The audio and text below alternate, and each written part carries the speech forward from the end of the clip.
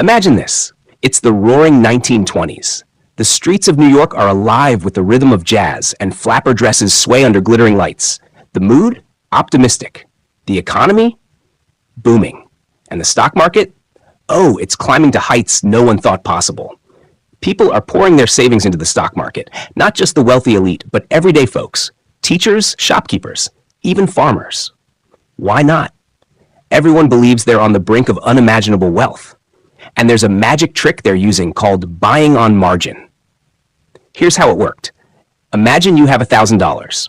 Instead of buying $1,000 worth of stock, you put that down as a deposit and borrow $9,000 more. Now you've got $10,000 worth of stock.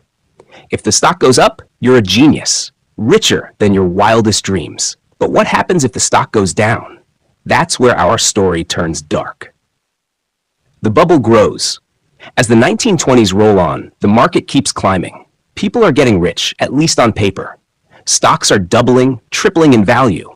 Newspapers call it the miracle of modern finance. Dinner parties buzz with talk of easy money. Bankers, shoeshiners, and even taxi drivers are giving stock tips. But behind the glitz and glamour, cracks are forming. Companies, though stock prices are shooting up, but their actual profits aren't growing at the same pace. It's a bubble, fragile and inflated with greed. Then comes the summer of 1929. Some investors start to worry. They look at the sky-high prices and ask, can this really last? They start selling, quietly at first. But fear, much like greed, is contagious. The panic begins Black Thursday, October 24th, 1929. A day that would be etched in history as Black Thursday. The stock market opens and the sell-off begins. Prices tumble. The frenzy grows. Phones ring off the hook at brokerage firms. Traders shout over one another, desperate to offload stocks before they fall even further. The floor of the New York Stock Exchange is pure chaos. Some brokers are pale, others sweating profusely. By the end of the day, $3 billion in wealth evaporates. Gone. Just like that. A group of major bankers huddle in a back room. They decide to step in, buying massive amounts of stock to stabilize the market. And for a brief moment, it works. The panic subsides. But it's only the eye of the storm. Black Monday and Black Tuesday. The collapse. Fast forward a few days to October 28, Black Monday. The bankers' efforts weren't enough. Panic resurges, and the Dow Jones Industrial Average plunges nearly 13% in one day. And then comes October 29, Black Tuesday. If you thought things couldn't get worse, think again. It's a bloodbath on Wall Street. Stocks are sold at any price. Fortunes built over years vanish in hours. Some stocks lose 90% of their value. The numbers are staggering, but it's the human stories that stick with you. Men and women who had been millionaires a week ago are now penniless. Some can't bear the shame and tragedy. Stories of brokers jumping from skyscrapers become part of the lore. By the end of the month, the market has lost 40% of its value.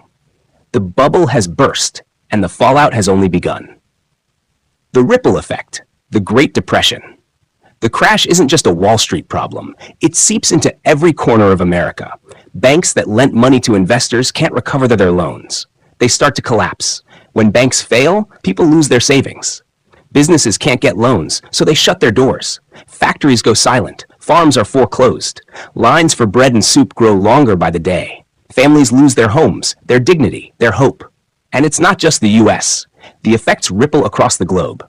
Countries dependent on American trade feel the pinch. Global markets slow, and economies everywhere enter a spiral of despair. The stock market crash of 1929 wasn't just a moment in history. It was a turning point. It showed us how fragile our systems can be and how quickly greed can turn to fear. So as we reflect on this story, let's ask ourselves, are we making the same mistakes today? Are we chasing wealth without considering the risks? The lesson? When something seems too good to be true, it usually is. The aftermath. The economic consequences of the crash were catastrophic. Banks failed, as they could not recover the loans they had made to investors who now couldn't pay them back. Businesses shuttered their doors, unable to cope with the financial fallout. Unemployment skyrocketed as the economy ground to a halt.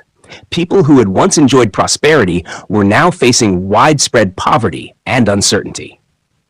The Great Depression was in full swing. But the ripple effect didn't stop at the borders of the United States. The crash spread globally, as many countries were connected through trade and finance. The depression that followed was not just an American problem. It became a worldwide crisis. Countries that relied on trade with the U.S. saw their economies collapse as well, leading to even more suffering. In the wake of the disaster, the U.S. government took action.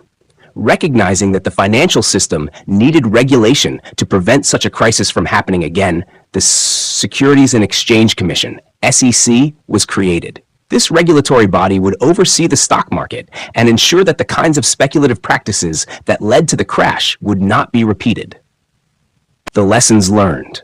The stock market crash of 1929 was a wake-up call. It exposed the dangers of unchecked speculation, the fragility of a financial system built on bubbles, and the deep inequalities that can lie beneath periods of apparent prosperity. Most importantly, it showed the world the necessity of financial regulation to prevent future catastrophes.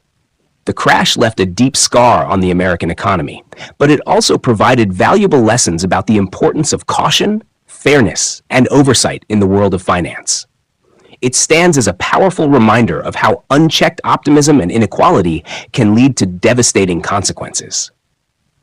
The Great Crash of 1929 may have marked the beginning of the Great Depression, but it also marked a turning point in how we think about the stock market and the economy as a whole. Rebuilding and recovery. In the aftermath of the crash, the road to recovery was long and difficult. The U.S. economy did not recover overnight, and for many, the effects of the Great Depression lingered throughout the 1930s. Unemployment remained high, and poverty was widespread. However, the lessons learned from the crash would eventually lead to significant changes in how the economy was managed. One of the most important steps toward recovery was the introduction of New Deal programs by President Franklin D. Roosevelt, who took office in 1933. The New Deal aimed to address the immediate needs of the American people, reform the financial system, and restore confidence in the economy. Among the most notable reforms were: 1. Banking reforms. To prevent further bank failures, the government introduced measures such as the Federal Deposit Insurance Corporation, FDIC, which insured bank deposits to restore trust in the banking system. This was a critical step in stabilizing the financial sector and ensuring that people's savings were protected. 2. Stock market regulation. The establishment of the Securities and Exchange Commission, SEC, in 1934 provided a regulatory framework for the stock market. The SEC's role was to enforce laws against fraud and manipulation, ensuring transparency and fairness in stock trading. These reforms helped curb the kind of speculative behavior that had contributed to the crash. 3. Social safety nets. Roosevelt's administration also implemented programs to provide relief for the unemployed and support for the most vulnerable in society. This included the creation of the Social Security Act in 1935, which established a social safety net for the elderly, disabled, and unemployed. 4. Public works projects. The government launched a series of public works programs to create jobs and stimulate economic activity. This included the construction of roads, bridges, and schools, which not only improved the nation's infrastructure, but also provided work for millions of Americans. Global impact and lessons. The consequences of the Great Depression and the stock market crash of 1929 were not confined to the United States. Many other nations experienced severe economic downturns, and global trade plummeted. The interconnectedness of the world economy meant that no country was immune to the fallout. The crash set off a series of economic crises in Europe, Latin America, and Asia, contributing to a global depression that lasted for years. One of the most significant global repercussions was the rise of extreme political ideologies in several countries. In Germany, for example, the economic turmoil contributed to the rise of Adolf Hitler and the Nazi Party, leading to the outbreak of World War II. In other nations, the crash led to the strengthening of socialist movements and a call for government intervention in the economy. Cautionary tale. The stock market crash of 1929 remains a cautionary tale, emphasizing the dangers of unchecked speculation, economic inequality, and a lack of oversight. It highlighted the importance of balance in financial markets, where regulation, fairness, and transparency are essential for stability. The events leading to the crash also demonstrated how deeply interconnected the global economy had become, showing that a crisis in one country could easily spread across borders. In the years that followed, economists, policymakers, and financial experts closely studied the causes of the crash in an effort to prevent future occurrences.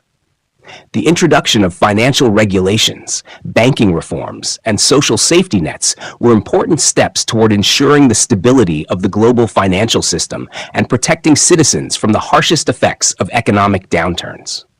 The crash also reinforced the idea that prosperity is not always shared equally.